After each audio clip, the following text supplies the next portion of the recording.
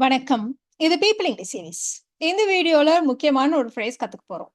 சாதாரணமா நம்ம ஒரு விஷயத்த பிளான் பண்றப்போ, "நீ இத செய்ய போறியா? அப்ப இத கருத்தில் கொண்டு அதுக்கேத்த மாரி பண்ணு." கருத்தில் கொண்டு அப்படின்றது ரொம்ப ஃபார்மல். நம்ம சாதாரணமா பேசுறப்போ, "இத கொஞ்சம் மைண்ட்ல வச்சுக்கோ. இத கவனத்தில் கொள். இதை கணக்கில் எடுத்துக்க." இந்த மாரிலாம் நம்ம நெறைய ஃப்ரேஸஸ் யூஸ் பண்ணுவோம். ஸோ, இப்ப நீங்க வெளியில போறீங்களா? எந்த ஊருக்கு போறது? உங்களுடைய பட்ஜெட் என்ன? அத பேஸ் பண்ணி டிசைட் பண்ணுங்க. ஒரு ஃபர்னிச்சர் வாங்க போறீங்களா? அந்த ரூமோட சைஸ கருத்தில் கொண்டு வாங்குங்கள். இப்படியெல்லாம் நம்ம சொல்றோம். இந்த மாதிரி சொல்றதுக்கு நாம டேக் இன்டூ அக்கவுண்ட் இல்லன்னா டேக் அக்கவுண்ட் ஆஃப் இந்த ஃப்ரேஸஸ யூஸ் பண்ணுவோம். இதுல டேக் இன்டூ அக்கவுண்ட்ன்றது நியூட்ரல். நீங்க வந்து ஃபார்மல், இன்ஃபார்மல் 2 கான்டெக்ஸ்ட்லயுமே யூஸ் பண்ணலாம். டேக் அக்கவுண்ட் ஆஃப் வந்து ரொம்ப ஃபார்மல். நம்ம வந்து ஒரு ஆஃபீஸ்ல நீங்க இந்த வேலைய பண்ண போறீங்கன்னா, இதெல்லாம் பேஸ் பண்ணி இந்த வேலைய பண்ணணும் அப்படின்னு ரொம்ப ஒரு டீட்டெயில்டு இன்ஸ்ட்ரக்ஷன் குடுக்கறதுக்கு நம்ம டேக் அக்கவுண்ட் ஆஃப் யூஸ் பண்ணலாம். அதுக்கும் நம்ம எக்ஸாம்பிள்ஸ் பார்ப்போம் பின்னாடி. ஸோ டேக் இன்டூ அக்கவுண்ட்ன்றது நியூட்ரல். நம்ம வந்து ஃபார்மல், இன்ஃபார்மல் 2 கான்டெக்ஸ்ட்லயுமே நம்ம யூஸ் பண்ணலாம். இந்த டேக் இன்டூ அக்கவுண்ட் அப்படின்னு சொல்றப்பவே, நம்ம இப்ப என்ன சொன்னோம், இத நீங்க பிளான் பண்றதுக்கு முன்னாடி, இந்த ஃபேக்டர்ஸ் எல்லாம், இந்த விஷயத்தை எல்லாம் உங்கள் கருத்தில் எடுத்துக்கொண்டு அதுக்கேத்த மாரி நீங்க டிசைட் பண்ணுங்க அப்படின்னு நம்ம சொன்னோம்.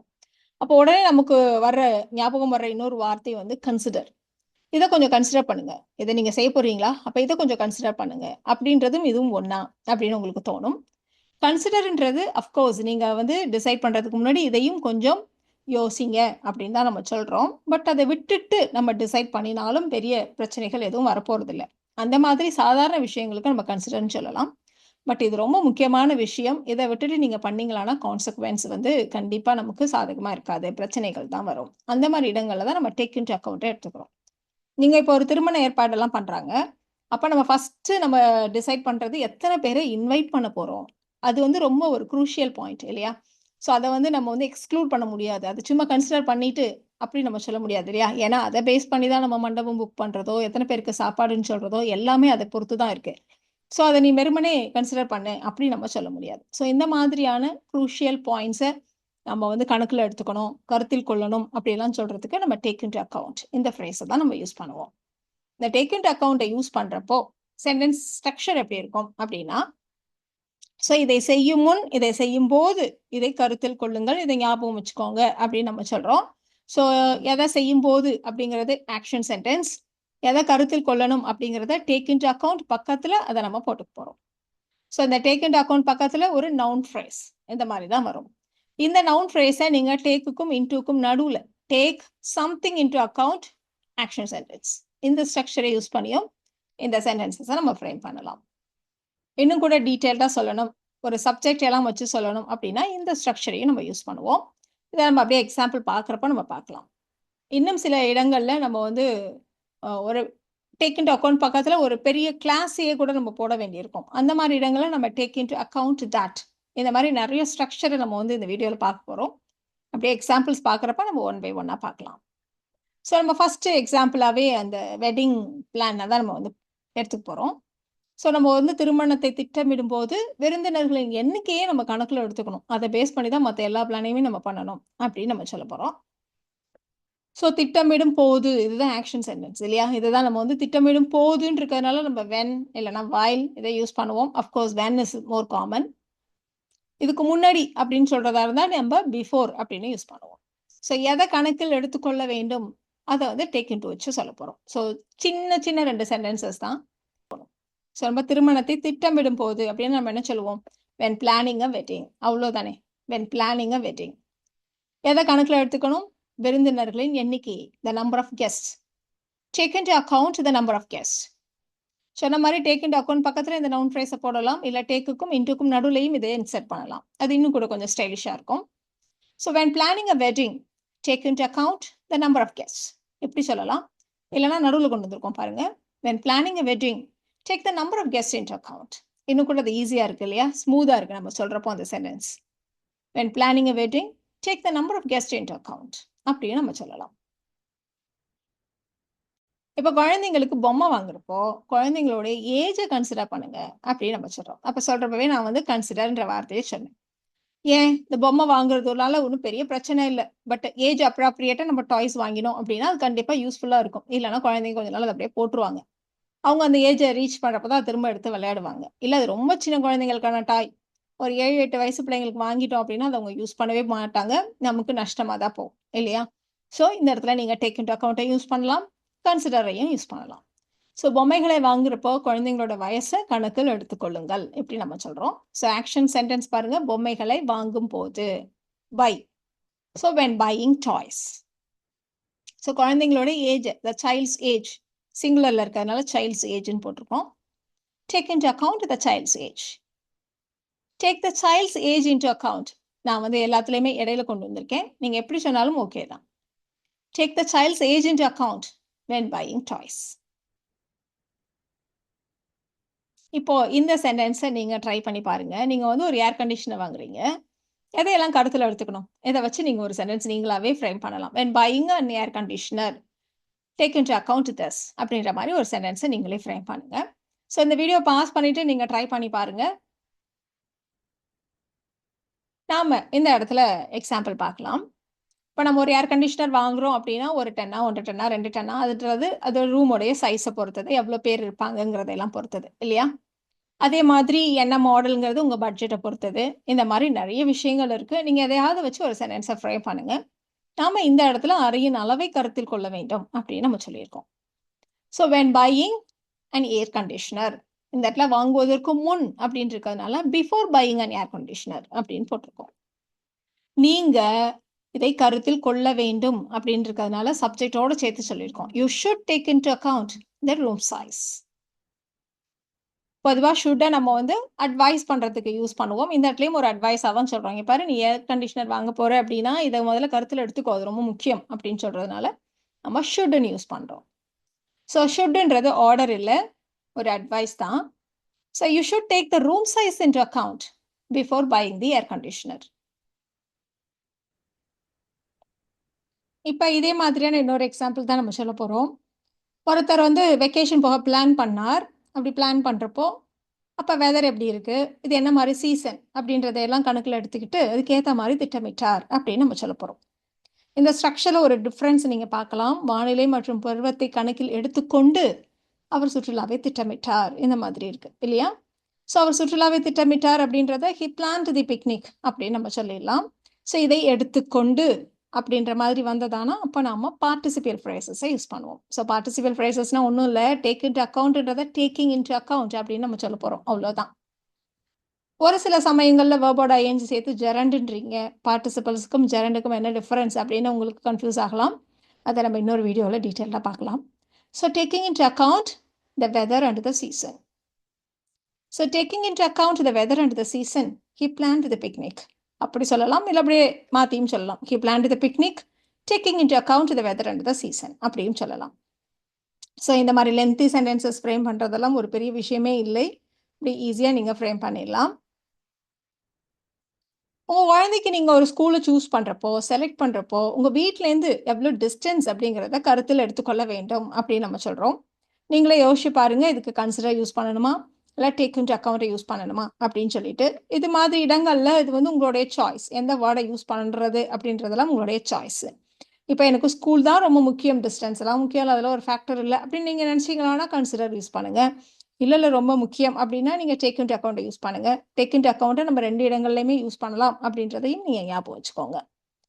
ஸோ செய்யும் போது அப்படின்னு இருக்குது. So when choosing the school for your child, இல்லைனா when selecting the school for your child. இதை எடுத்துக்கொள்ள வேண்டும். You should take into account the distance from your home. You should consider the distance from your home. எதை வேணால் choose பண்ணிக்கோங்க. When choosing a school for your child, you should consider the distance from your home. இப்போ வீட்டில் யாராவது diet இருக்க போகிறேன், நான் இனிமேல் இப்படி தான் சாப்பிடுவேன் அப்படி சொன்னால், முதல்ல உனக்கு என்னென்ன மாதிரி ஹெல்த் இஷ்யூஸ் இருக்குது, அதுக்கு இந்த மாதிரி டயட்டை ஃபாலோ பண்ணலாமா அப்படின்றதெல்லாம் முதல்ல செக் பண்ணிவிட்டு பண்ணு. நீ பாட்டுக்கு ஒரு டயட்டுன்னு பிளான் பண்ணாத, உன்னுடைய ஹெல்த் இஷ்யூஸை மனசில் வச்சுக்கிட்டு இதெல்லாம் நீ பிளான் பண்ணு அப்படி நம்ம சொல்கிறோம். ஸோ ஹெல்த் இஷ்யூஸ்ன்றது ரொம்ப முக்கியம் இல்லையா, இந்த டயட்டை நான் ஃபாலோ பண்ண போகிறேன் அப்படின்னு சொல்கிறதுக்கு. ஸோ உங்களுடைய உணவை திட்டமிடும்போது, டயட்டை பிளான் பண்ணும்போது, when planning your diet, take into account your health issues. ரொம்ப சிம்பிள். டேக் இன்டு அக்கௌண்ட் பக்கத்தில் என்னன்றதை போடுறோம், அவ்வளோதான்.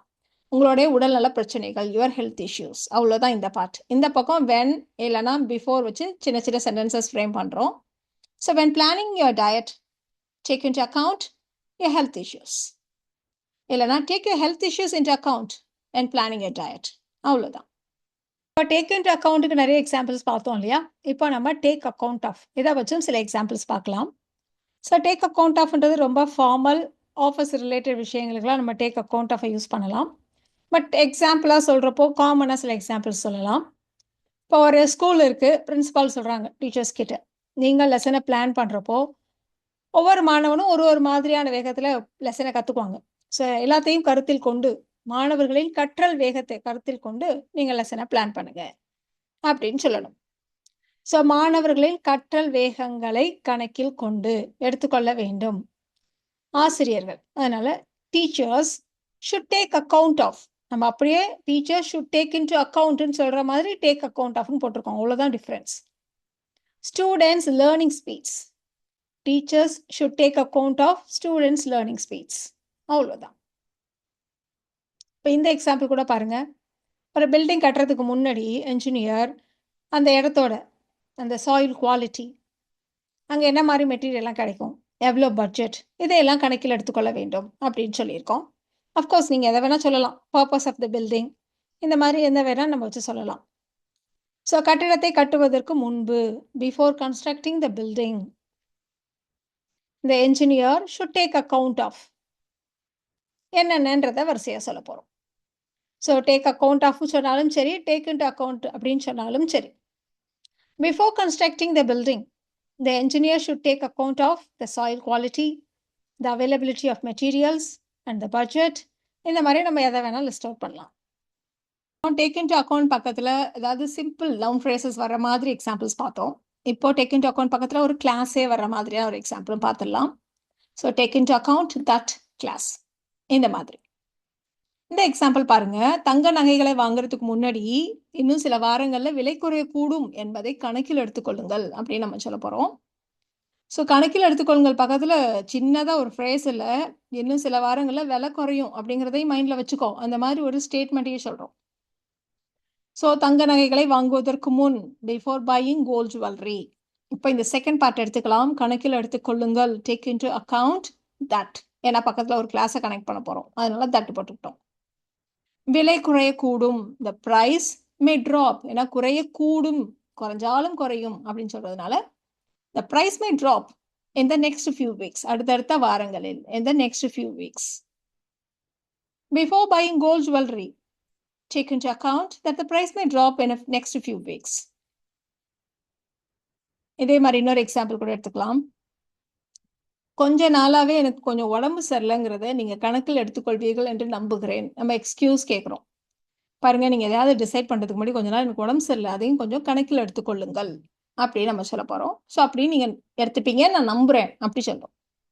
ஸோ நான் நம்புகிறேன், நீங்கள் கணக்கில் எடுத்துக்கொள்வீர்கள் என்று நம்புகிறேன். இந்த பாட்டை நம்ம ஃப்ரேம் பண்ணிடலாம். I hope you will take into account, I hope you will take into account that. சிம்பிளா இருக்கு இல்லையா? இப்போ என்ன பார்ட்ன்றதை நம்ம இந்த பக்கம் ஃப்ரேம் பண்ணிடலாம். கொஞ்ச நாளாவே எனக்கு உடம்பு சரியில்லை, அப்போ பாஸ்ட்லேருந்து இப்போ வரைக்கும் உடம்பு சரியில்லை அப்படின்னாலே நம்ம ப்ரெசன்ட் பர்ஃபெக்ட் கண்டினியூஸ் டென்ஸை யூஸ் பண்ணுவோம். So I have been ill for the past few days, I have been ill for the past few days. இந்த இடத்துல இன்னொரு விஷயம் என்னன்னா, இல்ன்றது ஒரு அட்ஜெக்டிவ், எப்போவுமே பி வேர்போட சேர்ந்து தான் வரும். அதனால ஹாவ் பக்கத்தில் third form of the verb, அதுக்கப்புறம் அட்ஜெக்டிவ் அப்படி போடலாம். ஸோ அதாவது ப்ரெசன்ட் பர்ஃபெக்ட் டென்ஸ் அப்படின்ற மாதிரியும் நம்ம சொல்லலாம். So I have been ill for the past few days. I hope you will take into account that I have been ill for the past few days. I hope you will take into account that I have been ill for the past few days. இப்போ நிறைய sentences, நிறைய examples பார்த்தோம் இல்லையா? இந்த இடத்துல நீங்க first ஒரு ஹோட்டலை புக் பண்ண போறீங்க. அதுக்கு முன்னாடி என்ன மாதிரி ஹோட்டல், நம்மளுடைய பட்ஜெட் என்ன அப்படிங்கிறத கருத்தில் கொள்ளுங்கள். இந்த மாதிரி ஒரு சென்டென்ஸ் இருக்குன்னா இதுக்கு எந்த ஃப்ரேஸ் சூட்டபிளா இருக்கும்? டேக் இன்டு அக்கௌண்டா, டேக் அக்கௌண்ட் ஆஃபா, இல்லை கன்சிடருங்கிற வார்த்தையா? எது கரெக்டா இருக்கும், எது நேச்சுரலா இருக்கும், சாதாரணமா ஸ்போக்கன்ல, ஒரு ஆஃபீஸ் அட்மாஸ்பியர்ல அப்படின்றதையெல்லாம் நீங்க யோசிச்சு பாருங்க.